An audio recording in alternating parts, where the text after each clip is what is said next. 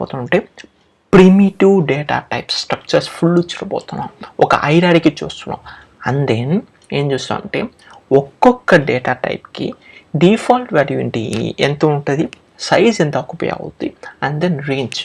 So minimum value అంట, maximum value అంట, అదన్నీ మేము డీటెయిల్గా ఈ వీడియోలో చూస్తాం. Important video.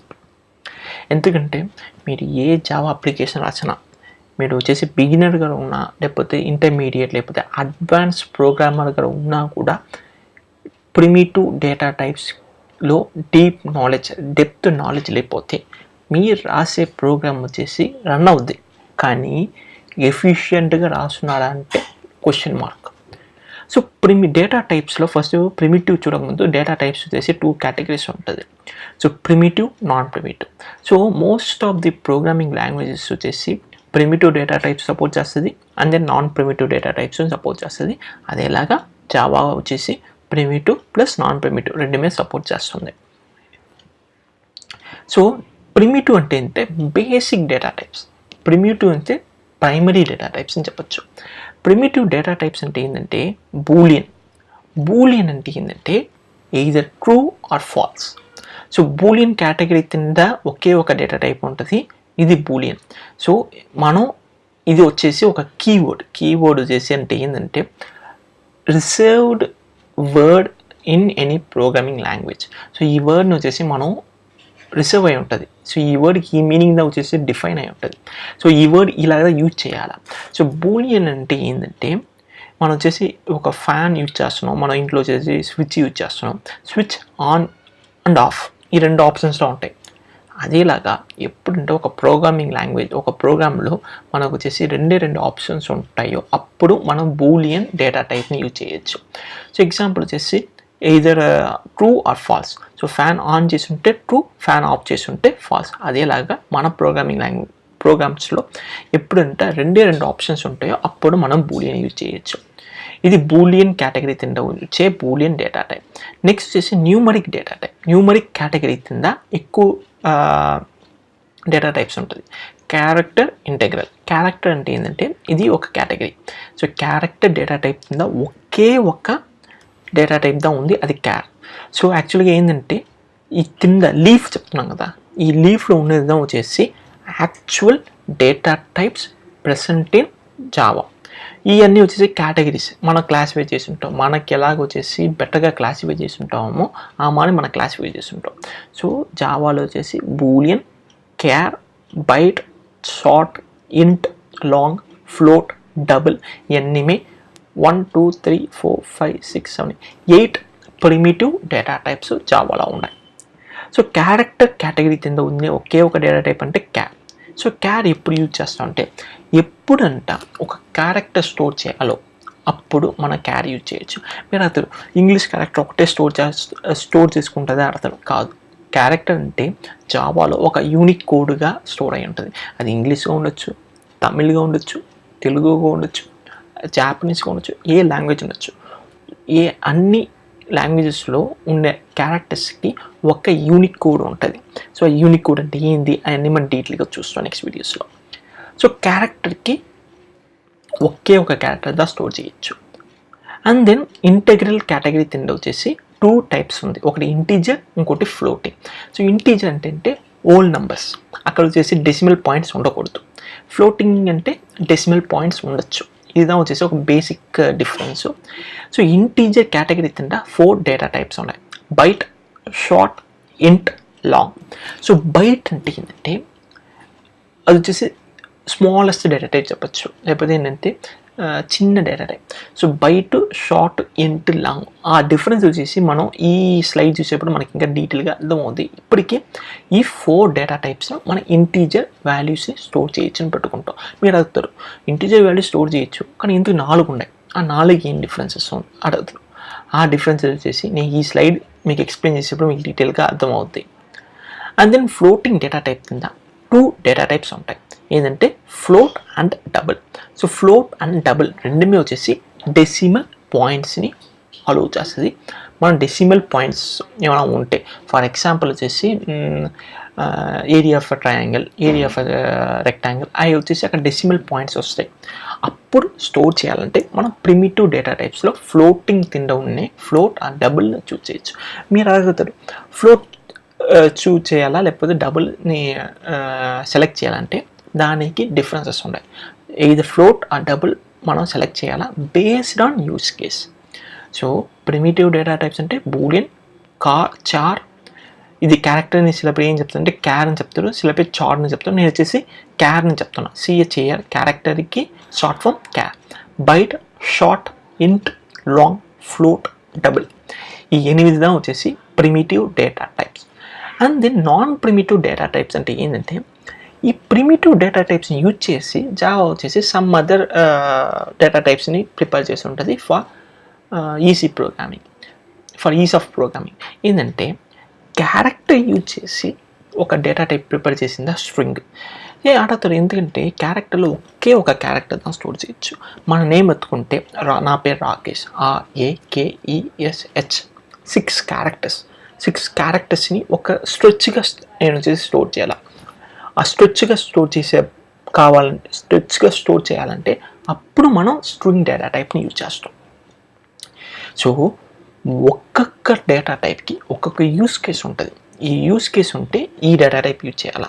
మీరు వచ్చేసి ఆ యూస్ కేస్కి వేరేదో డేటా టైప్ యూజ్ చేస్తే ప్రాబ్లమ్స్ వస్తాయి. సో ఇప్పుడు మనం నెక్స్ట్ స్లైడ్ చూస్తాం. ఇది ఏంటంటే ఒక్కొక్క ప్రిమిటివ్ డేటా టైప్కి డిఫాల్ట్ వాల్యూ జావా ఏం సెట్ చేస్తుంది, దానికి ఎంత సైజ్ ఆక్యుపై అవుద్ది మెమరీలో, అండ్ దెన్ రేంజ్ చూడబోతున్నాం. ఇక్కడ చూస్తే మనకి ఏంటంటే బూలియన్ కింద ఒకే ఒక డేటా టైప్, బూలియన్ కేటగిరీ కింద ఒకే ఒక డేటా టైప్. ఏం డేటా టైప్ అంటే బూలియన్. సో బూలియన్ డేటా టైప్కి డిఫాల్ట్ వాల్యూ వచ్చేసి ఫాల్స్, అండ్ దెన్ సైజ్ ఏంటంటే 1 బిట్, ఒకే ఒక బిట్, 8 bits = 1 byte. సో ఇక్కడ వచ్చేసి 1 bit అంటే ఎంత తక్కువ మెమరీ అంటే అంత తక్కువ మెమరీలో ఇదిదా వచ్చేసి ఒక basic building block. 1 bit, 8 bits make a byte. 8 bytes ఎలా చెప్పాలంటే మనం వచ్చేసి ఒక పెన్ డ్రైవ్ పెట్టుకున్నాం. పెన్ డ్రైవ్ వచ్చేసి 1 GB అంటున్నాం కదా. 1 GBలో వచ్చేసి ఎన్ని బైట్స్ అంటే 1024 bytes.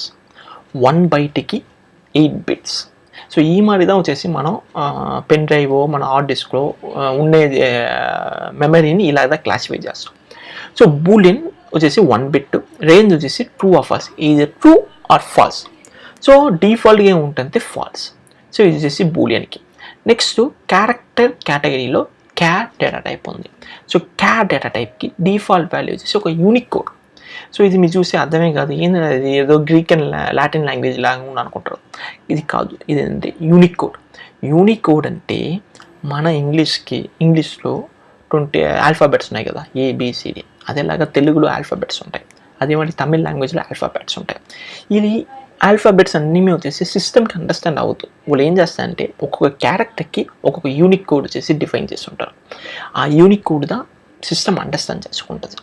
ఆ యూనిక్ కోడ్ వచ్చేసి డిఫాల్ట్గా ఏంటంటే ఇది యూనిక్ కోడ్ అంటే ఏంటంటే డీటెయిల్ నెక్స్ట్ వీడియోస్లో చూస్తాం. సో ఒక క్యారెక్టర్కి ఎన్ని బైట్స్ కన్స్యూమ్ అవుతుంటే 2 bytes, which means 1 byte = 8 bits, 2 bytes అంటే 16 bits. సో రేంజ్ ఏంటంటే 0 to 65,536. సో ఇది క్యారెక్టర్ డేటా టైప్కి range. And then next category ఏంటంటే ఇంటెగ్రల్లో ఇంటీజర్, ఫ్లోటింగ్ ఉంటుంది. మనం ఇప్పుడు ఇంటీజర్లో చూస్తాం. ఇంటీజర్లో బైట్ అంటే ఏంటంటే ఒక primitive data type, important primitive data type for storing integer values. So బైట్లో డిఫాల్ట్ వాల్యూ ఏంటంటే 0. సో 0 అండ్ దెన్ సైజ్ అంటే 1 byte. సో 1 byte రేంజ్ ఏంటంటే -128 to 128. Short, int, long, float, double బద్ద చూడబోతున్నాం. సో బైట్కి షార్ట్కి ఒకే డిఫరెన్స్ ఏంటంటే సైజ్ ఒకటి. ఏంటంటే byte వచ్చేసి 1 byte ఆక్యుపై చేస్తుంది మెమరీలో, వెరస్ వచ్చేసి షార్ట్ వచ్చేసి 2 bytes ఆక్యుపై చేస్తుంది. So double the memory.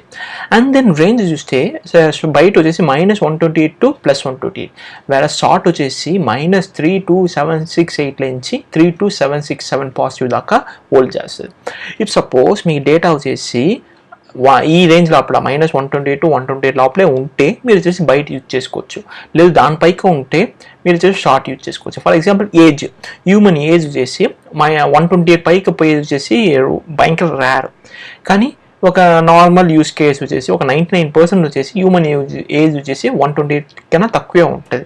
So అప్పుడు మనం బైట్ యూజ్ చేస్తే మనం 1 బైట్ దా కన్స్యూమ్ చేస్తుంది మన డేటా, 2 బైట్స్ కన్స్యూమ్ చేయదు. సో మనం ఒక హాఫ్ ఆఫ్ ది మెమరీని మనం సేవ్ చేస్తున్నాం.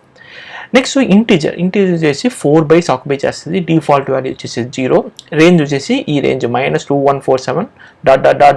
to 2147 ...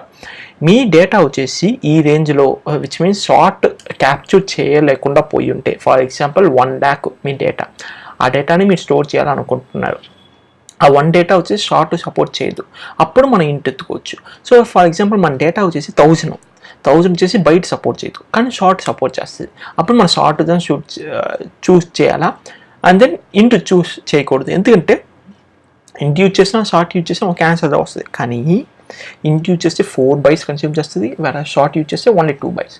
సో మనం 2 బైట్స్ సేవ్ చేస్తున్నాం. సో ఎప్పుడు మన యూజ్ కేస్ని మనం డీటెయిల్గా చూడాలా. మనకు వచ్చే డేటా వచ్చేసి ఏ రేంజ్లో ఉంటుంది, మినిమం వాల్యూ ఎంత, మ్యాక్సిమం వాల్యూ అంట.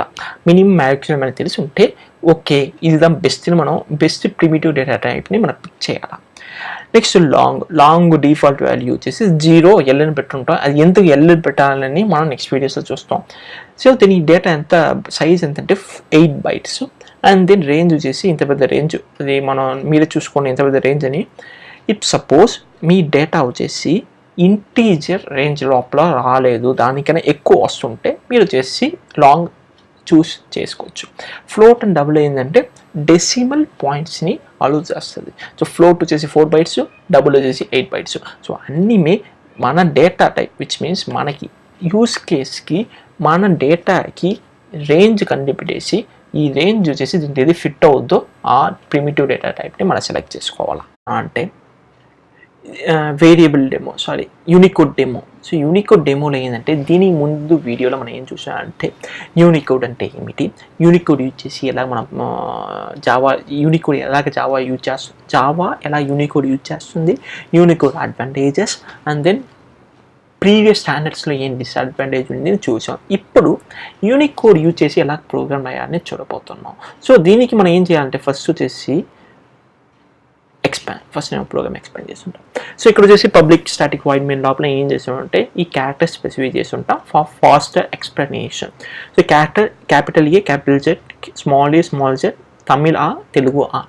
సో ఆ క్యారెక్టర్స్కి డెసిమల్ వాల్యూస్ రిప్రజెంట్ చేస్తుంటాం, ఆ క్యారెక్టర్స్కి హెక్సాడెసిమల్ వాల్యూస్ని రిప్రజెంట్ చేస్తుంటాం. ఇప్పుడు చూసానుకో మనకేం క్లారిటీగా తెలుస్తుందంటే ఒక క్యారెక్టర్ని మనం డైరెక్ట్గా 3 waysలో మనం వచ్చేసి స్పెసిఫై చేయొచ్చు. సో ఇప్పుడు వచ్చేసి మన క్యారెక్టర్ ఉంది. So character test1 equal to single quotes లోపల ఏం రిప్రజెంట్ చేయొచ్చు. సో ఇది ఒక way of telling the machine ఏంటంటే ఈ test1 లోపల క్యాపిటల్ ఏని స్టోర్ చేసుకోమని. సెకండ్ వే ఏంటంటే test2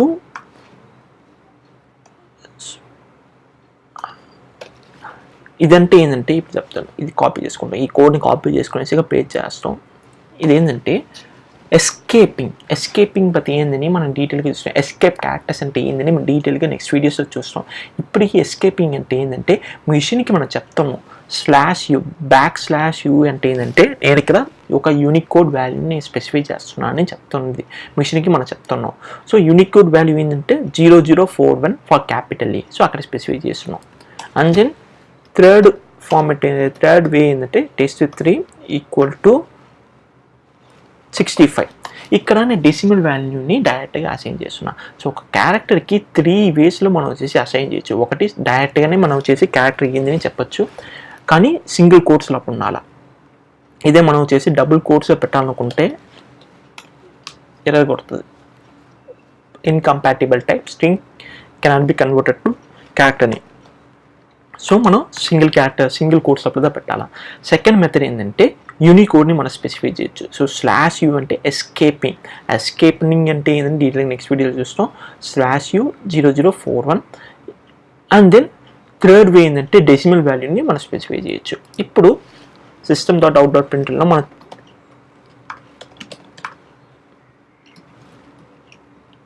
ఈ 3 అవుట్పుట్మే మనం ప్రింట్ చేస్తాం సిస్టమ్ డాట్ ఎంటర్.